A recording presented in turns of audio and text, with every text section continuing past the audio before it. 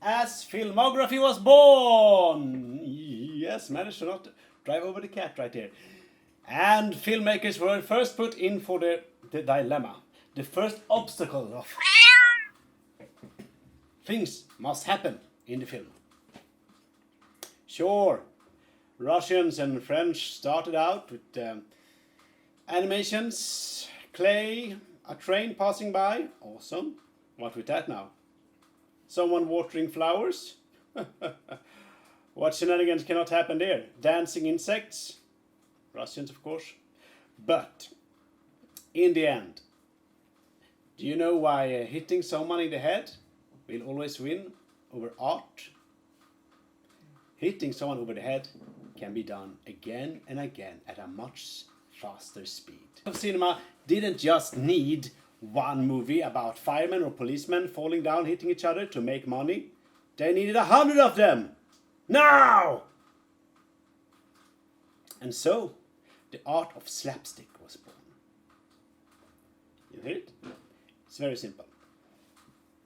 The sound you would make from someone if you're slapping a stick, I think. Slap.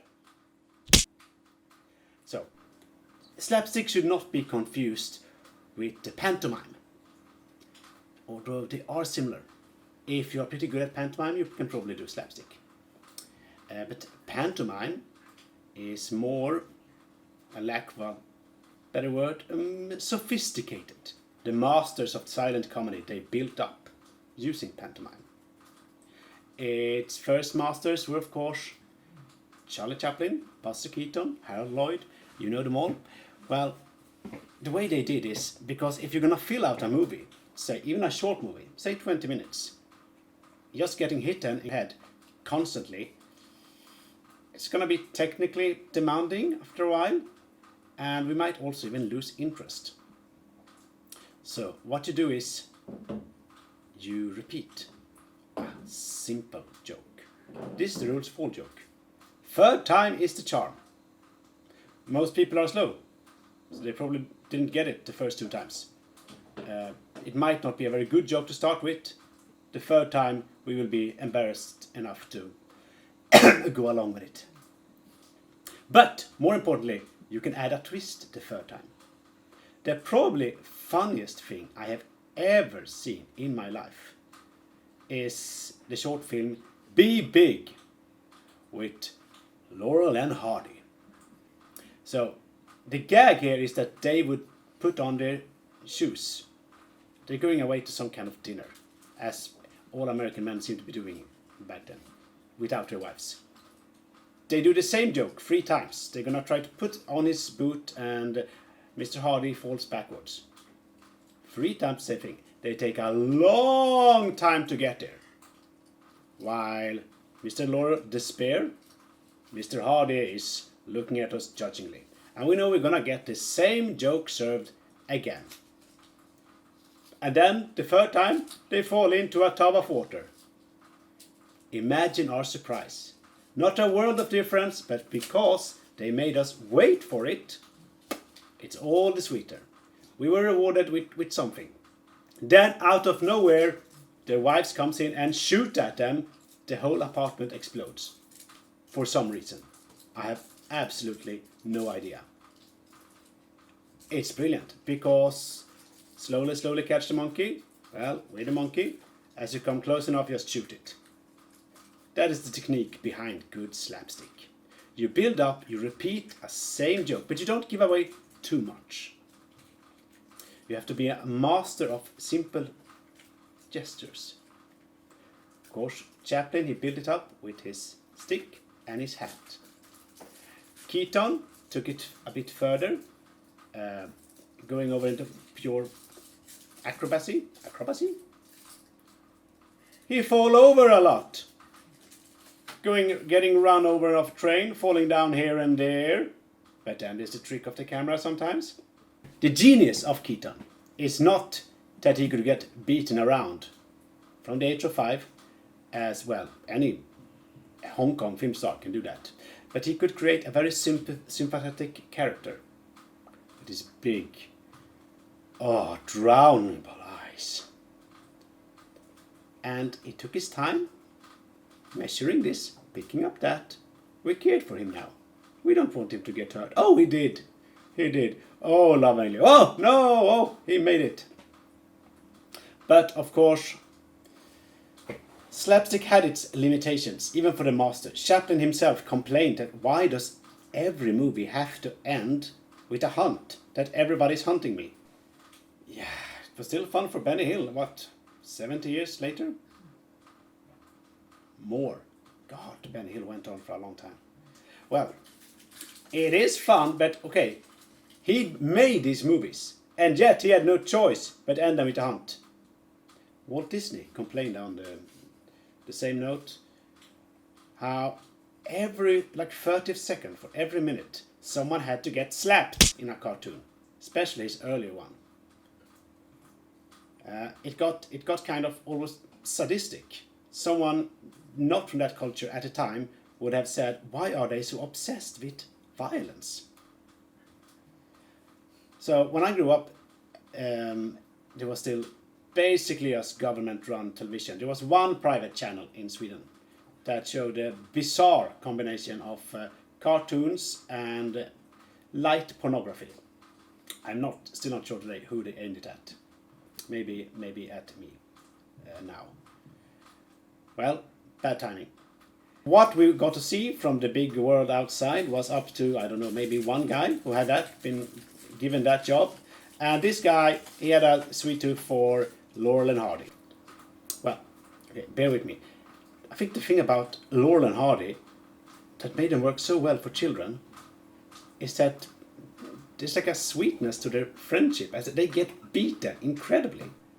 Mr. Laurel and Mr. Hardy thinks, well, maybe this is where our talent lies. Maybe we can build a house. No. We try to warn them. You know, the numbers don't speak to your favor. You've been terrible at old jobs before. What you going to do, you know? Doesn't matter. You need to try. They get beaten. And they get slightly annoyed with each other. But still, what a spirit to keep on. Whoever in the government-run channel in Sweden who choose what we could see for matinee or not, whoever it was, he did not approve of the Three Stooges. I found out about them much later, unlike Americans where they eternal reruns on television, apparently. And I can kind of get why. There is it's good slapstick. It happens a lot. I mean, they really gone the extra mile. But there is nothing of the sweetness in Laurel and Hardy, nothing of the cleverness in Keaton and Chaplin. It's really, may I say, cruelty? Or at least a little mean stroke, or at least a little, you know. It's nothing against them, maybe just the bullying feels too real. You know, a compliment to their acting. Yeah, all these artists, they took some time to breed that talent. They started out early, they got beaten.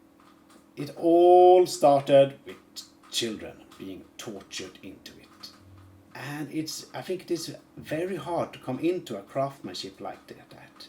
I think in a way, the masters of slapstick from the 1920s, 1930s, they have more in common with medieval craftsmen than today's entertainer. So, what happened to it? Slapstick could be sweet, it could be cruel, it could be repetitive, it could be surprising, it could be clever, it could be stupid. But having said that, who gets to say what is stupid anyway? How did Mr. Laurel, often the brain of the two, think of that thing with the boots? How did he know it was going to be fun 3 times in a row? I cannot get my head around it. That takes some intelligence, a lot more intelligence than just taking the piss of some politician who did that and that. A reason why it caught on was because the limitation with silent movie, right? What can you do? I don't want to see a lengthy dialogue to people. I want to see... And if you're asking me, there are only 2 kind of silent movies still worth watching today. Horror movies and comedies. Because they are so simple. I mean, Nosferatu still looks creepy today. Buster Keaton falling down a building is still hilarious today. Unlike, dramas and such. Made for talking. Far too much talking, some would say. Far little slapstick. Some would say. Find a middle way, perhaps, some would say. The hate code. The hate code, the hate code, the hate code. Decided what you could not see in Hollywood. Drugs, sexuality, this and that, which made it increasingly harder to make horror and comedy. But one thing they were totally okay with was violence. As long as it was clear it was to be fun. When at first, the early 90s, the first ever DuckTales, Darkwing Duck, those sort of thing, got 1 hour in television, apparently there was a constant debates between the American people going there, look at that cartoon we have. They tell people how to edit it in other people's countries too. And the Swedes. See, the Swedes, they were all right with farts. Let's add a fart here. Sex jokes. Oh. Woo! These boobs. Throwing up. Yeah, go ahead. Good. Anything with body fluids, Swedes were fine. Violence. Oh no. Oh dear. And so even with the violence they cut out, Darkwing Duck actually caused something of a panic in Sweden. Because of the big hammer it comes out of his gun. I don't know. It was too violent. The riders, what are they called? Easy Rider? Kamen Riders? These Japanese kids who had one superpower each. Forget it. The Americans apparently saw no problem with violence at all. But they insisted for some reason. I'm not sure. I've heard one of the Swedish producers on the show say this. But it still doesn't make sense. They couldn't accept any fart noise or any body liquids. The anecdote doesn't make sense because the Americans made the show, right? Why would they send copies they did not approve of to Sweden and then come after and wait, we gotta edit the farting out? Maybe it was more of a feeling he got when he talked to them. We have the golden age, right? Every art form will reach perfection and then disappear in the waves. There will be no more 16th Chapel. The masters are all gone. We can't recreate it.